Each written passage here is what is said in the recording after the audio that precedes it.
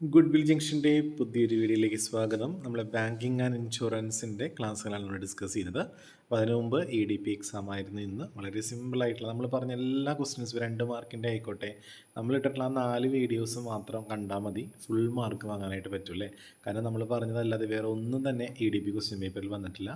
2 മാർക്കിൻ്റെ ബാൻസിലർ യൂണിറ്റ് ആയിക്കോട്ടെ, സിക് യൂണിറ്റ് ആയിക്കോട്ടെ, DAC ആയിക്കോട്ടെ, അതുപോലെ തന്നെ CD ക്യാപിറ്റൽ, ഇതെല്ലാം പറഞ്ഞതെല്ലാം തന്നെ എല്ലാ ക്വസ്റ്റ്യൻസും എൻ്റർപ്രണർ, അതുപോലെ തന്നെ വുമൺ എൻ്റർപ്രണർ നേരിടുന്ന ഫേസ് ചെയ്യുന്ന പ്രോബ്ലംസ്, ക്വസ്റ്റ്യൻ ഇതൊക്കെ വന്നിരുന്നു അല്ലേ. അപ്പോൾ എല്ലാവരും നന്നായിട്ട് എക്സാം എഴുതിയിട്ടുണ്ടെന്ന് കരുതുന്നു. അല്ലെങ്കിൽ അറ്റ്ലീസ്റ്റ് നമുക്കൊരു 60% മാർക്കെങ്കിലും സ്കോർ ചെയ്യാനായിട്ട് എല്ലാ കുട്ടികൾക്കും കരുതിയിട്ടുണ്ടാകും എന്ന് നമ്മൾ എക്സ്പെക്റ്റ് ചെയ്യാണ് കേട്ടോ. ഓക്കെ, അപ്പോൾ നമുക്കിന്ന് ബാങ്കിങ് ആൻഡ് ഇൻഷുറൻസിൻ്റെ ക്ലാസ്സുകളിലേക്ക് പോകാം. അപ്പോൾ ഫസ്റ്റ് മൊഡ്യൂളാണ് നമ്മൾ ആദ്യം ഡിസ്കസ് ചെയ്യുന്നത്. എന്താണ് ബാങ്ക് എന്ന് പറഞ്ഞാൽ? Bank is a financial institution which deals with money and credit അല്ലേ. പണവും അതുപോലെ തന്നെ വായ്പയും ഡീൽ ചെയ്യുന്ന ഒരു ധനകാര്യ സ്ഥാപനമാണ് ബാങ്ക് എന്ന് പറഞ്ഞാൽ. ബാങ്കിൻ്റെ മെയിൻ ആയിട്ടുള്ള ഫംഗ്ഷൻ നമുക്കറിയാം അല്ലേ. It accept deposit and lend money to those who are need of it അല്ലേ. ഡെപ്പോസിറ്റുകൾ, പബ്ലിക്കിൻ്റെ കയ്യിൽ നിന്ന് നിക്ഷേപങ്ങൾ സ്വീകരിക്കുകയും ആവശ്യക്കാർക്ക് വായ്പ കൊടുക്കുകയും ചെയ്യുന്ന ഒരു സ്ഥാപനമാണ് ബാങ്ക്. ബാങ്കിൻ്റെ ക്യാരക്ടറിസ്റ്റിക്സ് ചോദിക്കുകയാണെങ്കിൽ, സവിശേഷത ചോദിക്കുകയാണെങ്കിൽ, ഇത് മണിയാണ് ഡീൽ ചെയ്യുന്നത്, ഡെപ്പോസിറ്റ് ആക്സെപ്റ്റ് ചെയ്യുന്നു, ലോൺ കൊടുക്കുന്നു, അതുപോലെ പേയ്മെൻറ്റ് ആൻഡ് വിഡ്രോവൽ ഉണ്ട് അല്ലേ, പേയ്മെൻറ്റും വിഡ്രോവലും വരുന്നുണ്ട്. അതുപോലെ ഇൻഡിവിജ്വൽ ഫോം ഓർ കമ്പനിയാണ് ബാങ്ക് എന്ന് പറഞ്ഞാൽ. ഏജൻസി ആൻഡ് യൂട്ടിലിറ്റി സർവീസുകൾ ബാങ്ക് പ്രൊവൈഡ് ചെയ്യുന്നുണ്ട്. Profit and service orientation, ever increasing function, connecting link, banking business, ഇതൊക്കെയാണ് ബാങ്കിൻ്റെ ഫീച്ചേഴ്സ്. ഇനി evolution of banking in India, ഇന്ത്യയിൽ ബാങ്ക് എങ്ങനെ ഉടലെടുത്തു എന്ന് ചോദിക്കുകയാണെങ്കിൽ അതിൻ്റെ എവല്യൂഷൻ, അതായത് ഇപ്പോൾ മൈൽ സ്റ്റോൺ ചോദിക്കുകയാണെങ്കിൽ, നാഴികക്കല്ല് ചോദിക്കുകയാണെങ്കിൽ, money lending business was prevalent in India. East India company launched few commercial banks in 18th century. 18ാം നൂറ്റാണ്ടിൽ കുറച്ച് വാണിജ്യ ബാങ്കുകൾ ഈസ്റ്റ് ഇന്ത്യ കമ്പനി ലോഞ്ച് ചെയ്തിട്ടുണ്ടായിരുന്നു. ഫസ്റ്റായിട്ട് വന്ന ഇന്ത്യൻ ബാങ്ക് 1770 ബാങ്ക് ഓഫ് ഹിന്ദുസ്ഥാനാണ്. പിന്നെ 3 presidency bank started by East India company. അതുകൂടാതെ 3 presidency bank East India company start ചെയ്തു. അതാണ് bank of Calcutta, bank of Madras, bank of Bombay. അതിനുശേഷം അലഹാബാദ് ബാങ്കാണ് പിന്നെ വന്നിട്ടുള്ളത് 1865. Alliance bank came into existence in 1775. First purely commercial bank formed in 1880. പിന്നെ RBI establish in 1935 RBI വന്നു. RBI was nationalised in 1949. 1949 RBI ദേശസാൽകൃതമായത്. Banking companies act passed in 1949 banking companies act വന്നു. പിന്നെ imperial ബാങ്കാണ് 1955 ആദ്യമായിട്ട് nationalise ചെയ്തത്. അത് SBI ആയിട്ട് പിന്നെ റീനെയിം ചെയ്തു. 14 ബാങ്ക്സ് വർ നാഷണലൈസ്ഡ് ഇൻ 1969. 1969 14 ബാങ്കുകളാണ് നാഷണലൈസ് ചെയ്തത്. Regional rural bank scheme started in 1975. NABARD was set up in 1982. In 2017 5 associate banks and Bharatiya Mahila bank merger with SBI. ഇതാണ് നമ്മുടെ ബാങ്കിൻ്റെ എവല്യൂഷൻ, നാഴികക്കല്ല് അല്ലെങ്കിൽ ആവിർഭാവം. അത് ചോദിക്കുകയാണെങ്കിൽ ഇത്രയും കാര്യങ്ങൾ ഓർത്ത് വയ്ക്കുക. ഒന്നും കിട്ടുന്നില്ലെങ്കിൽ ഒരു 5-6 പോയിൻ്റെങ്കിലും നിങ്ങൾ ഓർത്ത് വയ്ക്കാൻ ശ്രദ്ധിക്കുക കേട്ടോ. ടൈപ്സ് ഓഫ് ബാങ്ക്, ഈ ടൈപ്സ് ഓഫ് ബാങ്കിൽ ഏതെങ്കിലും ഒരു ബാങ്ക്, നമ്മൾ ടൈപ്സ് ഓഫ് ഓൺട്രപ്രണർ പറഞ്ഞപ്പോൾ ഏതെങ്കിലും ടൈപ്പ് ഓഫ് ഓൺട്രപ്രണർ 2 മാർക്കിന് ചോദിക്കുന്നു പറഞ്ഞില്ല, അതുപോലെ തന്നെ വന്നിട്ടുണ്ടായിരുന്നില്ലേ. അപ്പോൾ അതേപോലെ പറയാണ്, ടൈപ്സ് ഓഫ് ബാങ്കിൽ ഏതെങ്കിലും ഒരു ബാങ്ക് എന്തായാലും 2 മാർക്കിന് ചോദിക്കും. കൊമേഴ്ഷ്യൽ ബാങ്ക് എന്ന് പറഞ്ഞാൽ നമുക്കറിയാം വാണിജ്യ ബാങ്കുകളാണ്. ബാങ്കിൽ നിന്ന് ഡെപ്പോസിറ്റ് ആക്സെപ്റ്റ് ചെയ്യും, മണി ലെൻഡ് ചെയ്യും, ട്രേഡിനും കൊമേഴ്സിനൊക്കെ വേണ്ടി സഹായിക്കുന്നതാണ് കൊമേഴ്ഷ്യൽ ബാങ്ക്. അഗ്രികൾച്ചർ ബാങ്ക് പേരിൽ തന്നെയുണ്ട്. എന്തിനു വേണ്ടിയിട്ടാണ്? Which provides finance to agricultural purpose അല്ലേ. അതായത് കാർഷിക ആവശ്യങ്ങൾക്ക് വേണ്ടി ലോണൊക്കെ കൊടുക്കുന്ന ബാങ്കാണ് അഗ്രികൾച്ചർ ബാങ്ക്. പിന്നെ ലോക്കൽ ഏരിയ ബാങ്ക്സ് ഉണ്ട്, ഇത് റൂറൽ സേവിങ്സിനെ മൊബിലൈസ് ചെയ്യാനായിട്ട് അതിന് വേണ്ടിയിട്ട് നിലകൊള്ളുന്ന ബാങ്കാണ് ലോക്കൽ ഏരിയ ബാങ്ക്. പിന്നെ സേവിങ്സ് ബാങ്ക് ഉണ്ട്, സേവിങ്സിന് കൂടുതൽ ഫോക്കസ് ചെയ്യുന്ന ബാങ്കാണ്. സേവിങ് ഹാബിറ്റ്സ് കൂടെ സമ്പാദ്യശീലം കൂട്ടാൻ വേണ്ടിയിട്ട് കൊണ്ടുവന്നിട്ടുള്ള ബാങ്കാണ് സേവിങ് ബാങ്ക്. പിന്നെ ഇൻഡസ്ട്രിയൽ ബാങ്ക് ഇൻഡസ്ട്രിക്ക് വേണ്ടിയിട്ടുള്ളതാണ്. ഇൻഡസ്ട്രിയൽ ബാങ്കിൻ്റെ ഫംഗ്ഷൻസ് ചോദിക്കുകയാണെങ്കിൽ ലോങ് ടേം ഡെപ്പോസിറ്റുകൾ എന്ത് ചെയ്യുന്നു? ആക്സെപ്റ്റ് ചെയ്യുന്നു, ലോൺ കൊടുക്കുക ഇൻഡസ്ട്രീസിന്, ടെക്നിക്കൽ അസിസ്റ്റൻസ് കൊടുക്കുക, അഡ്വൈസ് കൊടുക്കുക, അതുപോലെ തന്നെ മാനേജ്മെൻറ്റിലൊക്കെ പാർട്ടിസിപ്പേറ്റ് ചെയ്യുക. അടുത്ത ബാങ്കാണ് എക്സ്ചേഞ്ച് ബാങ്കാണ്. Exchange banks are those banks deals with foreign exchange ആണ്. ഇപ്പോൾ കറൻസീസൊക്കെ നമ്മൾ ട്രേഡ് ചെയ്യില്ലേ, അങ്ങനെയുള്ള ബാങ്കാണ് എക്സ്ചേഞ്ച് ബാങ്ക്. അതിൻ്റെ ഫംഗ്ഷൻസ് ചോദിക്കുകയാണെങ്കിൽ ഫോറിൻ കറൻസീസ് വാങ്ങുകയും വിൽക്കുകയും ചെയ്യുന്ന ബാങ്കാണ്. സിൽവർ, ഗോൾഡ് നമുക്കിതിൽ വാങ്ങാം. അതുപോലെ തന്നെ ഫോറിൻ ബില്ലുകൾ അക്സെപ്റ്റ് ചെയ്യുന്നു, അത് കളക്ട് ചെയ്യുന്നു, ഡിസ്കൗണ്ട് എക്സ്പോർട്ട് ബില്ലുകളൊക്കെ പർച്ചേസ് ചെയ്ത് ഡിസ്കൗണ്ട് ചെയ്യുന്നു. ഒരു രാജ്യത്ത് നിന്ന് മറ്റൊരു രാജ്യത്തേക്ക് ട്രാൻസ്ഫർ ചെയ്യുക, മണി ട്രാൻസ്ഫർ ചെയ്യുക കേട്ടോ, എക്സ്ചേഞ്ച് ഒക്കെ പോലെ. അതുപോലെ issue of letter of credit issue ചെയ്യുന്നു. അടുത്തതാണ് സെൻട്രൽ ബാങ്കാണ്. സെൻട്രൽ ബാങ്ക് എന്ന് നമുക്കറിയാം റിസർവ് ബാങ്ക് ഓഫ് ഇന്ത്യയാണ്. ഏതൊരു മോണിറ്ററി അതോറിറ്റി ഓഫ് ഇൻസ്റ്റിറ്റ്യൂഷൻ അല്ലെങ്കിൽ ഒരു രാജ്യത്തിൻ്റെ മോണിറ്ററി അതോറിറ്റി ഏതാണെന്ന് ചോദിച്ചാൽ അല്ലെങ്കിൽ മോണിറ്ററി ഇൻസ്റ്റിറ്റ്യൂഷൻ ഏതാണെന്ന് ചോദിച്ചാൽ അവിടുത്തെ ഹയസ്റ്റ് ബാങ്ക് ആയിട്ടുള്ള സെൻട്രൽ ബാങ്കാണ്. It is a leader of all the banking institution of a country. അല്ലെ ഒരു രാജ്യത്തിലുള്ള എല്ലാ ബാങ്കിൻ്റെയും ലീഡറാണ് നമ്മുടെ central bank, reserve bank of India കേട്ടോ. അടുത്ത വേൾഡ് ബാങ്ക് ആണ്. ഇത് provide financial assistance to its member countries of the world. രാജ്യത്തുള്ള എല്ലാ മെമ്പേഴ്സിനും ഫിനാൻഷ്യൽ അസിസ്റ്റൻസ് കൊടുക്കുന്ന ബാങ്കാണ് വേൾഡ് ബാങ്ക്. പിന്നെ ന്യൂ ഡെവലപ്മെൻറ്റ് ബാങ്ക്, ബ്രിക്സ് എന്ന് പറയും നമ്മൾ. ബ്രിക്സ് എന്ന് പറയുന്നത് പല പല ബാങ്കുകളുടെ ഒരു കോമ്പിനേഷൻ. ഇതിപ്പോൾ Brazil, Russia, India, China, south Africa ഈ പറയുന്ന സ്റ്റേറ്റുകളെല്ലാം കൂടിയിട്ട് ഓപ്പറേറ്റ് ചെയ്യുന്ന ഒരു മൾട്ടി ലാറ്ററൽ ഡെവലപ്മെൻറ്റ് ബാങ്കാണ് ബ്രിക്സ് എന്ന് പറഞ്ഞാൽ. ഇനി അടുത്ത ടൈപ്സ് ഓഫ് ബാങ്കിങ് ഉണ്ട് കേട്ടോ. ഇപ്പോൾ പറഞ്ഞത് ബാങ്കാണ്. ഇനി യൂണിറ്റ് ബാങ്കിങ് യൂണിറ്റ് ഉണ്ട്, ബ്രാഞ്ച് ബാങ്കിങ് ഉണ്ട്, മൊണോപ്പൊളി ബാങ്കിങ് ഉണ്ട്, ഗ്രൂപ്പ് ബാങ്കിങ് ഉണ്ട്, ചെയിൻ ബാങ്കിങ് ഉണ്ട്, മിക്സഡ് ബാങ്കിങ് ഉണ്ട്, കറസ്പോണ്ടൻറ്റ് ബാങ്കിങ് ഉണ്ട്. എന്താണ് ഗിഫ്റ്റ് ചെക്ക് എന്ന് ചോദിക്കാം. The gift cheque is another banking instrument presented for gifting money to the loved ones alternatively of hard cash. ഇത് നമുക്ക് ഏറ്റവും ഇഷ്ടപ്പെട്ട ഒരാൾക്ക് നമ്മൾ ക്യാഷ് കൊടുക്കുന്നതിന് പകരം നമ്മൾ എന്ത് ചെയ്യും, ചെക്കായിട്ടോ അല്ലെങ്കിൽ നമ്മളൊരു ഇൻസ്ട്രുമെൻ്റ് ആയിട്ടോ നമ്മൾ പൈസ കൊടുക്കും, കാർഡായിട്ട് നമ്മൾ കൊടുക്കും. അവർക്ക് വേണമെങ്കിൽ ബാങ്കിൽ കൊണ്ട് മാറാം. അങ്ങനെ നമ്മൾ ഗിഫ്റ്റ് ചെക്ക് എന്നാണ് അതിന് പറയുക. ചെക്കായിട്ട് നമുക്ക് ഏറ്റവും ഇഷ്ടപ്പെടുന്ന ഒരാൾക്ക് നമ്മൾ എന്ത് ചെയ്യുക, കൊടുക്കുക, ഗിഫ്റ്റ് കൊടുക്കില്ലേ, പണം. അപ്പോൾ നമ്മൾ ഹാർഡ് ക്യാഷ് അല്ലാതെ നമ്മൾ എന്ത് ചെയ്യും, ഇതുപോലെ ചെക്കായിട്ട് കൊടുക്കുന്നതിനെയാണ് ഗിഫ്റ്റ് ചെക്ക് എന്ന് പറയും. ചിലപ്പോൾ 2 മാർക്കിന് ചോദിക്കാം. ഇനി ബാങ്കിലുള്ള ഡെപ്പോസിറ്റ് അക്കൗണ്ട് ഉണ്ട്, സേവിങ്സ് അക്കൗണ്ട് ഉണ്ട്. സേവിങ്സ് അക്കൗണ്ട് എന്ന് പറഞ്ഞാൽ സേവിങ് ഹാബിറ്റ്സ് കൂട്ടാനാണ്. ഇത് നോൺ ട്രേഡിംഗ് കസ്റ്റമറിന് വേണ്ടിയിട്ടുള്ളതാണ്. അതിൻ്റെ ഫീച്ചേഴ്സ് എന്ന് പറഞ്ഞാൽ എന്താണ്, middle and low income group അല്ലേ, അത് ഒരു ശരാശരി വരുമാനമുള്ളവർക്കും കുറഞ്ഞ വരുമാനമുള്ളവർക്കൊക്കെ എന്ത് ചെയ്യാം, ഓപ്പറേറ്റ് ചെയ്യാം. വെരി സ്മോൾ എമൗണ്ടിലാണ് നമ്മളിത് ഓപ്പൺ ചെയ്യുക. റേറ്റ് ഓഫ് ഇൻട്രസ്റ്റ് ഫിക്സ് ചെയ്യുന്ന റിസർവ് ബാങ്ക് ഓഫ് ഇന്ത്യയാണ്. Customer can deposit any amount to a minimum of 5 rupees അല്ലേ, 5 രൂപ മുതൽ നമുക്ക് എന്ത് ചെയ്യാം, ഒരു മിനിമം എമൗണ്ട് വെച്ച് നമുക്കതിൽ ഡെപ്പോസിറ്റ് ചെയ്യാം. അതുപോലെ തന്നെ ചെക്ക് നമുക്ക് ഇഷ്യൂ ചെയ്യും. ഇതൊക്കെയാണ് നമ്മുടെ സേവിങ് ഡെപ്പോസിറ്റ്. അടുത്ത റെക്കറിങ് ഡെപ്പോസിറ്റ് ആണ്. നമ്മൾ സാധാരണ കുറിയൊക്കെ പോലെയാണ് റെക്കറിങ് ഡെപ്പോസിറ്റ് എന്ന് പറഞ്ഞാൽ. റീസെൻറ്റ് ഇയറിൽ വന്നിട്ടുള്ളൊരു ഡെപ്പോസിറ്റ്, സ്പെഷ്യൽ ആയിട്ടുള്ളൊരു ടൈപ്പ് ഓഫ് സേവിങ് ബാങ്ക് അക്കൗണ്ടാണ് റെക്കറിങ് ഡെപ്പോസിറ്റ്. ലോവർ ഇൻകം ഗ്രൂപ്പിനാണ്. നമ്മളൊരു ഫിക്സഡ് എമൗണ്ട് നമ്മൾ ബാങ്കിൽ ഡെപ്പോസിറ്റ് ചെയ്തൊരു സ്കീമാണ് റെക്കറിങ് ഡെപ്പോസിറ്റ്. ഈ കറണ്ട് അക്കൗണ്ട് എന്ന് പറഞ്ഞാൽ ആർക്ക് വേണ്ടിയിട്ടുള്ളതാണ്, സാധാരണ അത് ഇൻഡസ്ട്രി അണ്ടർടേക്കിംഗ് അല്ലേ, അതായത് വ്യവസായമൊക്കെ ചെയ്യുന്ന ബിസിനസ്മാന് വേണ്ടിയിട്ടുള്ളൊരു അക്കൗണ്ടാണ് കറണ്ട് അക്കൗണ്ട്. അതിൻ്റെ ഫീച്ചേഴ്സ് എന്ന് പറഞ്ഞാൽ അത് കൊമേഴ്ഷ്യൽ എസ്റ്റാബ്ലിഷ്മെൻറ്റിന് വേണ്ടിയിട്ടാണ്. ഡെപ്പോസിറ്റ് ചെയ്യാനും വിഡ്രോ ചെയ്യാനും നിക്ഷേപിക്കാനും പിൻവലിക്കാനും അവിടെ റെസ്ട്രിക്ഷൻ ഒന്നുമില്ല കേട്ടോ. കറണ്ട് അക്കൗണ്ട് ഉള്ളവർക്ക് എപ്പോൾ വേണമെങ്കിലും പൈസ ഡെപ്പോസിറ്റ് ചെയ്യാം. അതുപോലെ തന്നെ പെയിൻ സ്ലിപ്പ് വെച്ചിട്ടാണ് നമുക്ക് ഡെപ്പോസിറ്റ് ചെയ്യാം. അതുപോലെ ചെക്ക് വെച്ചിട്ട് വേണമെങ്കിൽ എപ്പോൾ വേണമെങ്കിലും നമുക്ക് വിഡ്രോ ചെയ്യാം. അടുത്താണ് ഫിക്സഡ് ഡെപ്പോസിറ്റ്. ഫിക്സഡ് ഡെപ്പോസിറ്റ് എന്ന് പറഞ്ഞാൽ ഫിക്സഡ് ടൈമിലോട്ട് അല്ലെങ്കിൽ ഫിക്സഡ് പീരീഡിലോട്ട് മണി ഡെപ്പോസിറ്റ് ചെയ്യുന്നതാണ്. അതിന് ടേം ഡെപ്പോസിറ്റ് എന്നും പറയാറുണ്ട്.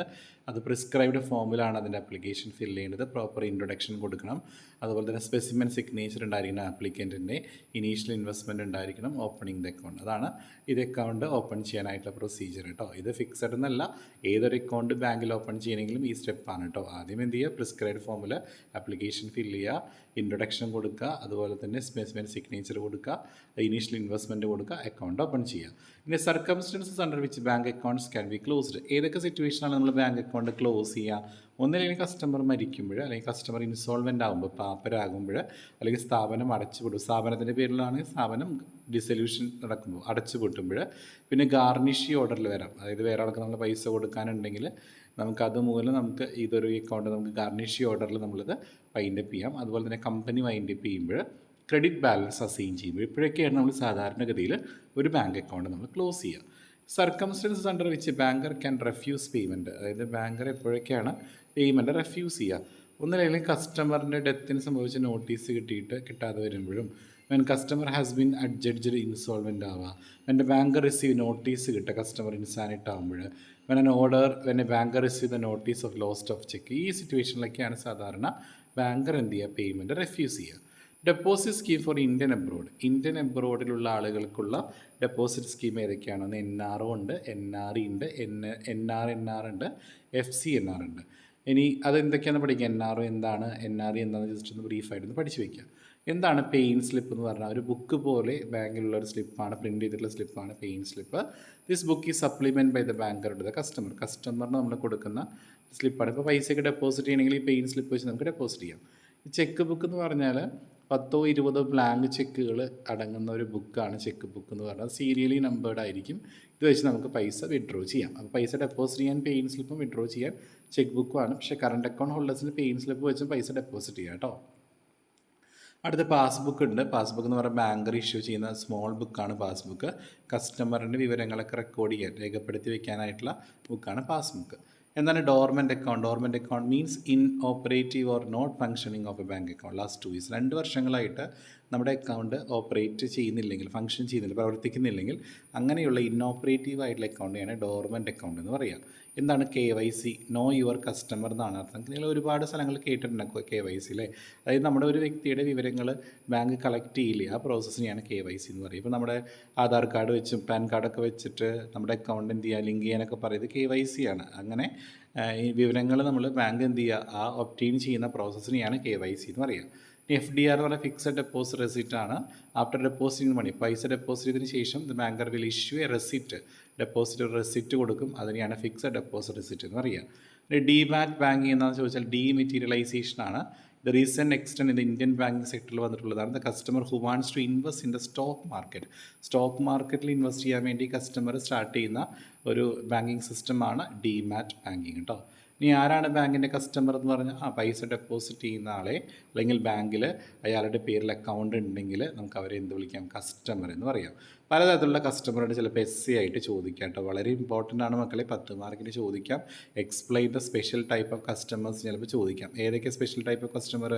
മൈനർ ഉണ്ട്, ലുനാറ്റിക്സ് ഉണ്ട്, ഡ്രങ്കാർഡ്സ് ഉണ്ട്, മാരീഡ് വുമൺ ഉണ്ട്, പരദനാഷ്യൻ വുമൺ ഉണ്ട്, insolvent, illiterate person, agent, joint stock company, ക്ലബ്ബുകൾ, associations, partnership firm, joint account, executors, local authority. ഇത് വളരെ ഇങ്ങനെ വെറുതെ ലിസ്റ്റ് ഔട്ട് ചെയ്തിട്ട് ഹെഡിങ് തിരിച്ച് ചെയ്താൽ, മൈനർ എന്ന് പറഞ്ഞാൽ 18 വയസ്സിൽ താഴെയുള്ള ആളുകളെ നമ്മൾ മൈനർ എന്ന് പറഞ്ഞ ക്ലാസിഫിക്കേഷൻ കസ്റ്റമറിൽ പെടുക. പിന്നെ ലുനാറ്റിക്സ് ഉണ്ട്, ഡ്രങ്കാർഡ്സ് ഉണ്ട് അല്ലേ, അതായത് ഭ്രാന്ത് പിടിച്ചവരും അതുപോലെ വെള്ളടിക്കാരും അങ്ങനെയൊക്കെ മദ്യപിക്കുന്ന ആളുകൾ, മാരീഡ് വുമൺ, ഇതൊക്കെ ഒരു കാറ്റഗറിയാണ് കേട്ടോ. ബാങ്കിൻ്റെ പോയിൻ്റ് ഓഫ് വ്യൂള്ള സ്പെഷ്യൽ ടൈപ്പ് ഓഫ് കസ്റ്റമറാണ്. ഈ മണി ലെൻഡേഴ്സ് എന്ന് പറഞ്ഞാൽ പണം എടുക്കുന്ന വ്യക്തിയെ നമ്മൾ മണി ലെൻഡേഴ്സ് എന്നാണ് പറയുക. പിന്നെ ഇൻഡിജിനസ് ബാങ്കേഴ്സ് എന്ന് പറയുന്ന ഒരു ബാങ്കേഴ്സ് ഉണ്ട്. It's an individual or private firm receiving deposit and dealings in hundis or lending money. Lending money deal ചെയ്യുന്ന, ഡെപ്പോസിറ്റുകൾ റിസീവ് ചെയ്യുന്ന പ്രൈവറ്റ് സ്ഥാപനങ്ങളിലെ അല്ലെങ്കിൽ ഓരോ വ്യക്തികളെയാണ് നമ്മൾ ഇൻഡിജിനസ് ബാങ്കേഴ്സ് എന്ന് പറയുക. പിന്നെ ഷെഡ്യൂൾഡ് ബാങ്ക് ഉണ്ട്. Scheduled bank is a bank which is included in the second schedule of the RBI act. 1934 RBIയിലെ സെക്കൻഡ് ഷെഡ്യൂളിൽ പെടുന്ന ബാങ്കിനെയാണ് ഷെഡ്യൂൾഡ് ബാങ്ക് എന്ന് പറയുക. നോൺ ഷെഡ്യൂൾ എന്ന് പറഞ്ഞാലോ, commercial banks which have A paid up share capital and reserve of N aggregate value of less than 5 lakh കേട്ടോ. ഒരു ബാങ്കിൻ്റെ അഗ്രഗേറ്റ് വാല്യൂ, അതായത് റിസർവും ക്യാപിറ്റലൊക്കെ ചേർത്തിട്ട് 5 ലക്ഷം രൂപയിൽ താഴെയാണെങ്കിൽ അങ്ങനെയുള്ള വാണിജ്യ ബാങ്കുകളിനെയാണ് നമ്മൾ നോൺ ഷെഡ്യൂൾഡ്. അടുത്ത essay question ആണ് കൊമേഴ്ഷ്യൽ ബാങ്ക് അതിൻ്റെ ഫംഗ്ഷൻസും. കൊമേഴ്ഷ്യൽ ബാങ്ക് എന്ന് പറയുന്ന വാണിജ്യ ബാങ്കുകളാണ്.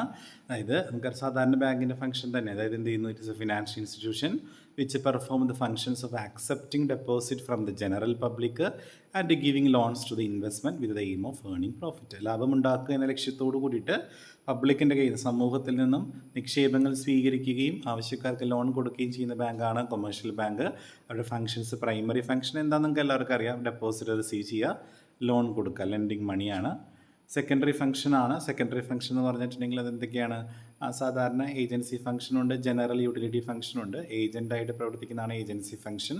ഇത് ക്രെഡിറ്റ് ഇൻസ്ട്രുമെൻറ്റ് കളക്ട് ചെയ്യുക, ഡിവിഡൻഡ് കളക്ട് ചെയ്യുക, ഫണ്ടുകൾ ട്രാൻസ്ഫർ ചെയ്യുക, ഫോറിൻ എക്സ്ചേഞ്ച് ഡീൽ ചെയ്യുക, സെക്യൂരിറ്റി വാങ്ങി വിൽക്കുകയും ചെയ്യാൻ ബാങ്ക് സഹായിക്കുക. അപ്പോൾ ബാങ്ക് നമുക്കൊരു ഏജൻറ്റായി പ്രവർത്തിക്കുന്ന ഫംഗ്ഷനാണ് ഏജൻറ്റ്. ഇത് ചാർട്ടൊക്കെ വരച്ച് എഴുതിയാൽ മതി കേട്ടോ, SC ചോദിക്കുമ്പോൾ. അപ്പോൾ കുറേ ഉണ്ടാവും, ലെങ്തി ആയിട്ട് എഴുതാൻ പറ്റും.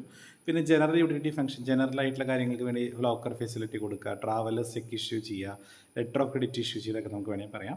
ഇതിലൊരു ഫംഗ്ഷൻ കൂടി നിങ്ങൾക്ക് എഴുതാം വേണമെങ്കിൽ, ഡെവലപ്മെൻറ്റൽ ഫംഗ്ഷൻ കേട്ടോ. ഇത് പാവങ്ങളുടെ എഡ്യൂക്കേഷന് വേണ്ടിയിട്ടോ അല്ലെങ്കിൽ പാവങ്ങൾക്ക് വേണ്ടിയിട്ട് കുറഞ്ഞ പലിശ നിരക്കിൽ ലോൺ കൊടുക്കുക, അതാണ് ഡെവലപ്മെൻറ്റൽ ഫംഗ്ഷൻ. അത് മൂന്നാമത്തെ ഒരു ഫംഗ്ഷനായിട്ട് വേണമെങ്കിൽ എഴുതാം. ഇനി innovative functions of commercial bank. Commercial ബാങ്കിന് ഏറ്റവും നൂതനമായിട്ടുള്ള പ്രവർത്തനങ്ങൾ എന്തൊക്കെയാണ്? ATM സർവീസ്, ക്രെഡിറ്റ് കാർഡ് കൊടുക്കുക, daily banking, home banking, internet banking, EFT, electronic clearing service, RTGS, ഇതൊക്കെ വരുന്നുണ്ട് കേട്ടോ.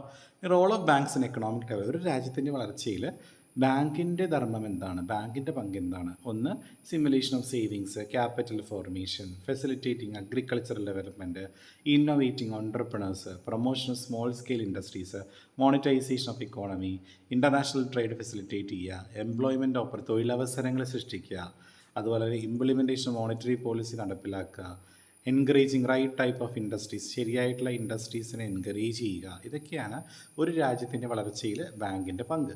ഇനി എക്സിം ബാങ്ക് ടൈപ്പ് ഓഫ് ബാങ്കാണ്, പക്ഷേ ഒരുപാട് തവണ എക്സാമിൽ ചോദിച്ചിട്ടുണ്ട്. എക്സിം ബാങ്ക് എന്ന് പറഞ്ഞാൽ എക്സ്പോർട്ട് ഇമ്പോർട്ട് ബാങ്കിനെയാണ് എക്സിം ബാങ്ക് എന്ന് പറയുക. അത് സെറ്റപ്പ് ചെയ്ത 1982 അതൊരു പബ്ലിക് സെക്ടർ ഫിനാൻഷ്യൽ ഇൻസ്റ്റിറ്റ്യൂഷനാണ്. അതെന്ത് ചെയ്യുന്നു? ഫോറിൻ ട്രേഡ് ഇൻ ഇന്ത്യയിൽ ഫോറിൻ ട്രേഡിൽ ഫിനാൻസിനെ ഫെസിലിറ്റേറ്റ് ചെയ്യുന്ന ഒരു ബാങ്കാണ് എക്സിം ബാങ്ക്. എക്സിം ബാങ്കിൻ്റെ ഫങ്ഷൻസ് ചോദിക്കുകയാണെങ്കിൽ അതെന്താണ്? കൂടുതലും ഫോറിൻ ട്രേഡാണ്. അതുപോലെ തന്നെ foreign exchange to our country, നമ്മുടെ കൺട്രിയിലെ ഫോറിൻ എക്സ്ചേഞ്ചിലേക്ക് കോൺട്രിബ്യൂട്ട് ചെയ്യുന്നു. ജോയിൻറ്റ് വെഞ്ചറാണ്. അതുപോലെ ടെക്നിക്കൽ ആൻഡ് ഫിനാൻഷ്യൽ അസിസ്റ്റൻസ് കൊടുക്കുന്നു എക്സ്പോർട്ട് ഇമ്പോർട്ട് സെക്ടറിലേക്ക്. അതുപോലെ തന്നെ ഫിനാൻഷ്യൽ ഹെൽപ്പ് കൊടുക്കുന്നു എക്സ്പോർട്ട്. കാരണം എക്സിം എന്ന് പറയുന്നത് എക്സ്പോർട്ട് ഇമ്പോർട്ട് എന്നാണ് കേട്ടോ അർത്ഥം മക്കളെ. ഓർത്ത് വയ്ക്കാൻ 2 മാർക്കിനോ അല്ലെങ്കിൽ 5 മാർക്കിനോ ചോദിക്കാം. ഈ കോപ്പറേറ്റീവ് ബാങ്കാണ്, സഹകരണ ബാങ്കുകളുണ്ട്. അത് പ്രിൻസിപ്പിൾ ഓഫ് കോപ്പറേഷൻ്റെ പ്രിൻസിപ്പിളിൻ്റെ അടിസ്ഥാനത്തിലുള്ളതാണ്. അത് ഓർഡിനറി ബാങ്കിങ് ബിസിനസ്സാണ് ഡീൽ ചെയ്യുന്നത്. നബാർഡും എസ് ആയിട്ട് വരാൻ ചാൻസ് ഉള്ള ഒരു ഏരിയയാണ്. നബാർഡ് എന്ന് പറഞ്ഞാൽ national bank for agriculture and rural development എന്നാണ് അർത്ഥം. അപ്പോൾ പേരിൽ തന്നെയുണ്ട് അഗ്രികൾച്ചറിനും റൂറൽ ഡെവലപ്മെൻറ്റിൽ അഗ്രികൾച്ചറിനെ ഡെവലപ്പ് ചെയ്യാൻ വേണ്ടിയിട്ടുള്ളൊരു ബാങ്കാണ് നബാർഡ്. എസ്റ്റാബ്ലിഷ് ചെയ്തത് 1982 ജൂലൈ 12 അതിൻ്റെ ഫങ്ഷൻസ് എന്ന് പറഞ്ഞാൽ എപ്പെക്സ് ഇൻസ്റ്റിറ്റ്യൂഷനാണ്. അതുപോലെ short term, medium term, long term credit കൊടുക്കുന്നു.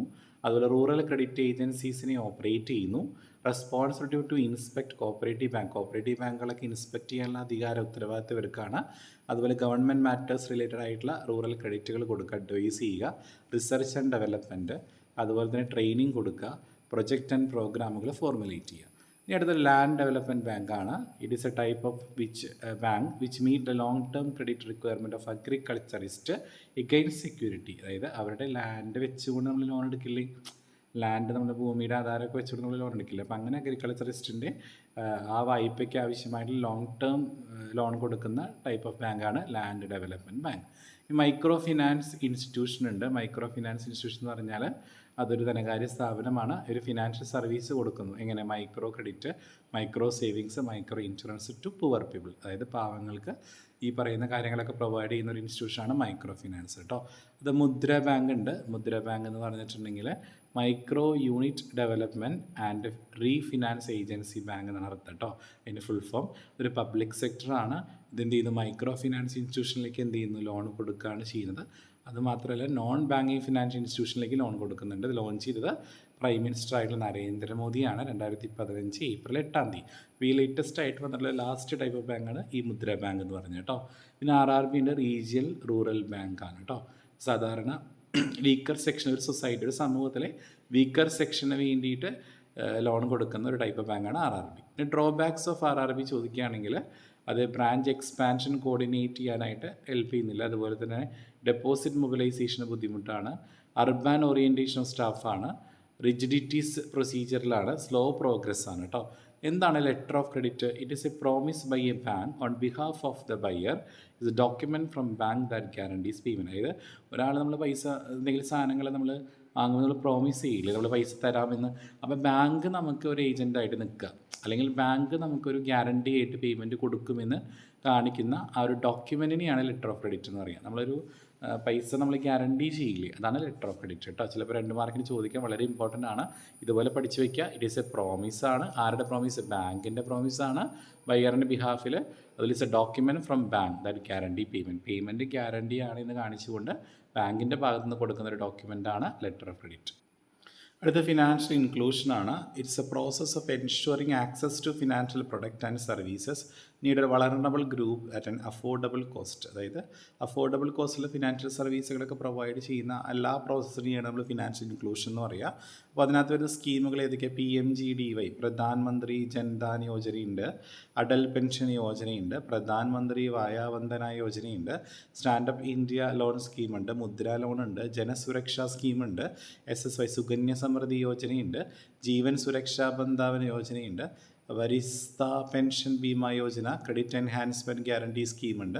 അപ്പോൾ ഈ വെഞ്ചർ ക്യാപിറ്റൽ ഫണ്ട്, ഇതെല്ലാം ഈ ഒരു സ്കീമാണ് കേട്ടോ. ഇത് ഫിനാൻഷ്യൽ അസിസ്റ്റൻസ് കൊടുക്കുന്ന ഒരു സ്കീമാണ് ഫിനാൻഷ്യൽ ഇൻക്ലൂഷൻ എന്ന് പറഞ്ഞാൽ. എക്സാമിന് ചിലപ്പോൾ ഫിനാൻഷ്യൽ ഇൻക്ലൂഷൻ സ്കീം ഏതൊക്കെയാണെന്ന് ചോദിച്ചാൽ ഇത് പറയാം കേട്ടോ. പിന്നെ സെൻട്രൽ ബാങ്ക്, നമ്മുടെ റിസർവ് ബാങ്ക് ഓഫ് ഇന്ത്യയാണ് ഏറ്റവും അവസാനം. ഇതാണ് സുപ്രീം മോണിറ്ററി അതോറിറ്റി എന്ന് പറയുന്നത്. അവിടെ ഫംഗ്ഷൻ ചോദിച്ചാൽ നോട്ട് അല്ലെ കറൻസി ഇഷ്യൂ ചെയ്യാനുള്ള അധികാരം ആർക്കാണ്? നമ്മുടെ സെൻട്രൽ ബാങ്ക് ആയിട്ടുള്ള റിസർവ് ബാങ്ക് ഓഫ് ഇന്ത്യക്കാണ്. അതുപോലെ തന്നെ നോട്ട് ഇഷ്യൂ ചെയ്യാനെന്ന് പറഞ്ഞ ബാങ്കിന് അപ്പോൾ എന്തൊക്കെ അഡ്വാൻറ്റേജ് ഉണ്ട്? അവർക്ക് ക്രെഡിറ്റ് ക്രിയേറ്റഡ്, അതുപോലെ പീപ്പിൾ ഹാവ് മോർ കോൺഫിഡൻസ് ഉണ്ടായിരിക്കും, യൂണിഫോമിറ്റി ഉണ്ടായിരിക്കും അല്ലേ, അതുപോലെ തന്നെ ഫ്ലെക്സിബിൾ ആണ്. ഇതൊക്കെ ആ ഒരു പോയിന്റിൽ നമുക്ക് എഴുതാൻ പറ്റുന്നത്. രണ്ടാമത്തെ സെൻട്രൽ ബാങ്കിൻ്റെ ഫംഗ്ഷനാണ് banker, agent and adviser to the government. ഗവൺമെൻറ്റിൻ്റെ ബാങ്കറായിട്ടും ഗവൺമെൻറ്റിൻ്റെ ഒരു ഏജൻറ്റായിട്ടൊക്കെ റിസർവ് ബാങ്ക് ഓഫ് ഇന്ത്യ പ്രവർത്തിക്കുന്നു. 3 കസ്റ്റോഡിയൻ ഓഫ് ഫോറിൻ റിസർവ് അല്ലെങ്കിൽ ക്യാഷ് റിസർവ്. നമ്മുടെ ബാങ്കുകളുടെയൊക്കെ ഡെപ്പോസിറ്റിൽ കുറച്ച് പൈസ റിസർവ് ആയിട്ട് മാറ്റി വയ്ക്കണം. ഈ റിസർവ് എവിടെ കൊണ്ടുവയ്ക്കണേ? കൊമേഴ്ഷ്യൽ ബാങ്ക് എന്ത് ചെയ്യും? എവിടെ കൊണ്ടുവയ്ക്കും? റിസർവ് ബാങ്ക് ഓഫ് ഇന്ത്യയിൽ വയ്ക്കും. അപ്പോൾ റിസർവ് ബാങ്ക് ഓഫ് ഇന്ത്യ എന്ന് പറഞ്ഞാൽ മറ്റുള്ളവരുടെ cash റിസർവാണ്.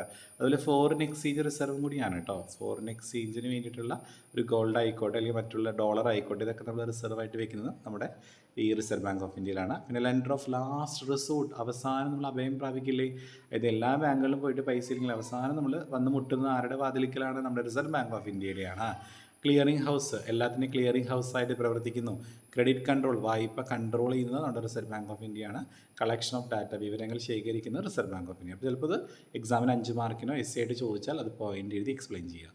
Reserve bank of India എന്താണെന്നുള്ളതാണ്. അപ്പോൾ ഇത് നിങ്ങൾ ആദ്യം എഴുതാൻ ശ്രദ്ധിക്കണം എസ് ചോദിക്കുമ്പോൾ കേട്ടോ. അത് എസ്റ്റാബ്ലിഷ് ചെയ്ത് 1935 ഇതിൻ്റെ ഒബ്ജക്റ്റീവ്സ് മോണിറ്ററി സിസ്റ്റം എന്ത് ചെയ്യുക? കൺട്രോൾ ചെയ്യുക, റെഗുലേറ്റ് ചെയ്യുക ബാങ്ക് നോട്ട്, അതുപോലെ തന്നെ മണി മാർക്കറ്റ് എന്ത് ചെയ്യുക? കൺട്രോൾ ചെയ്യുക, അതുപോലെ നമ്മുടെ രാജ്യത്തിൻ്റെ മൊത്തം സിസ്റ്റത്തിനെ റെഗുലേറ്റ് ചെയ്യുക. ഇനി ഓർഗനൈസേഷൻ സ്ട്രക്ചർ, ആർ ബി ഐയുടെ സ്ട്രക്ചർ ഏതൊക്കെയാണ്? സെൻട്രൽ ബോർഡ് ഉണ്ടായിരിക്കും, അതിൽ 20 മെമ്പേഴ്സ് ഉണ്ടായിരിക്കും, ഒരു ഗവർണറും 4 ഡെപ്യൂട്ടി ഗവർണറും 15 ഡയറക്ടേഴ്സ് കൂടി ചേർത്തിട്ടാണ് മൊത്തം 20 പേര് കേട്ടോ. ലോക്കൽ ബോർഡിലാണെങ്കിലോ beside central board there are local board for regional areas of the country with their headquarters മുംബൈയിലും കൊൽക്കത്തയിലും മദ്രാസിലും ന്യൂഡൽഹിയിലും ഉണ്ട്. ഇനി R B I department, issue department, currency note issue ചെയ്യുന്ന ഡിപ്പാർട്ട്മെൻറ്റ് ഉണ്ട്, ബാങ്കിങ് ഡിപ്പാർട്ട്മെൻറ്റ് ഉണ്ട്, കറൻസി മാനേജ്മെൻറ്റ് ഡിപ്പാർട്ട്മെൻറ്റ് ഉണ്ട്, ബഡ്ജറ്ററി കൺട്രോൾ ഡിപ്പാർട്ട്മെൻറ്റ് ഉണ്ട്, എക്സ്ചേഞ്ച് കൺട്രോൾ ഡിപ്പാർട്ട്മെൻറ്റ്, അഗ്രികൾച്ചർ, അങ്ങനെ കുറേ ഡിപ്പാർട്ട്മെൻറ്റുകൾ അവിടെ വരുന്നുണ്ട്. പിന്നെ ആർ ബി ഐയുടെ ഫംഗ്ഷൻ വീണ്ടും ഇവിടെ പോയിൻ്റ് ആയിട്ട് എഴുതിയതാണ്. നിങ്ങൾ പോയിൻ്റ് പഠിച്ചിട്ട് അതിൻ്റെ എക്സ്പ്ലനേഷൻ അടക്കം പഠിച്ചിട്ട് പോവുക, വളരെ ഇമ്പോർട്ടൻ്റ് ആണ്. Functions of R B I ചോദിച്ചാലും ഫംഗ്ഷൻസ് ഓഫ് സെൻട്രൽ ബാങ്ക് ചോദിച്ചാലും ബോത്ത് ആർ സെയിം ആണ് കേട്ടോ മക്കളെ. പിന്നെ ക്രെഡിറ്റ് കൺട്രോൾ ആണ്. ക്രെഡിറ്റ് കൺട്രോൾ എന്ന് പറയുന്നത് one of the most important function of reserve bank of India. Central ബാങ്കിൻ്റെ ഏറ്റവും വളരെ ഇമ്പോർട്ടൻ്റ് ആയിട്ടുള്ള ഫംഗ്ഷനാണ് ക്രെഡിറ്റ് കൺട്രോൾ ചെയ്യുക, വായ്പ കൺട്രോൾ ചെയ്യുക എന്നുള്ളത് കേട്ടോ.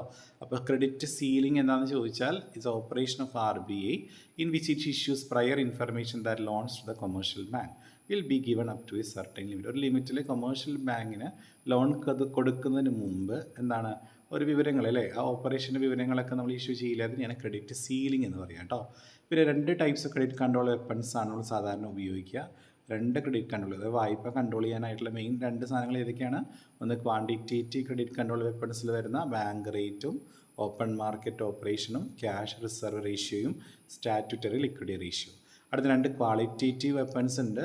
അതായത് issue of directives, regulation of margin requirement, differential rate of interest, restrictions on clean advances, credit authorisation scheme. ഇതിൽ SLR statutory liquidity ratio, CRR cash reservation നന്നായിട്ട് നോക്കിയിട്ട് പോവുക.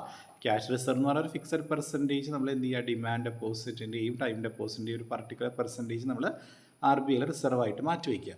സ്റ്റാറ്റ്യൂട്ടറി എന്ന് പറഞ്ഞാൽ എന്താണ്? അവിടെ പറയുന്നുണ്ട് മൊത്തം ഡിമാൻഡ് ഡെപ്പോസിറ്റ് ലിക്വിഡ് അസറ്റിൻ്റെ ഫോമിൽ റിസർവായിട്ട് വെക്കില്ലേ, അതാണ് SLR കേട്ടോ. ഇത്രയാണ് ഫസ്റ്റ് ചാപ്റ്റർ. നമുക്ക് സെക്കൻഡ് ചാപ്റ്റർ അടുത്ത വീഡിയോ ഡിസ്കസ് ചെയ്യാം. Okay, thank you.